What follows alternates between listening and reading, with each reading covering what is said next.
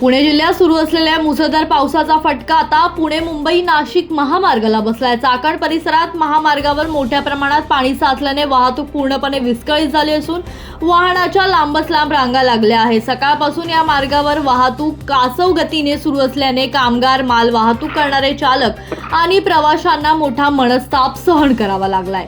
महामार्गावरील काही भागांमध्ये पाणी पातळी वाढल्याने अनेक वाहन चालक जीव धोक्यात घालून पाण्यातून मार्ग काढताना दिसले। विशेषतः दुचाकीस्वार आणि छोट्या वाहन चालकांसाठी ही परिस्थिती अधिक धोकादायक ठरत आहे। काही वाहनं पाण्यात बंद पडल्याने वाहतूक कोंडी आणखी भर पडली आहे।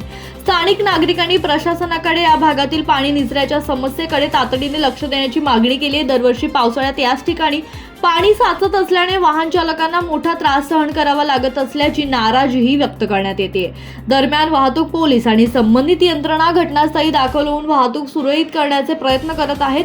हवामान विभागाने पुढील काही तास मुसळधार पावसाचा इशारा दिल्याने नागरिकांनी अत्यावश्यक कामाशिवाय प्रवास टाळावा आणि प्रशासनाच्या सूचनांचे पालन करावे असे आवाहन केले आहे।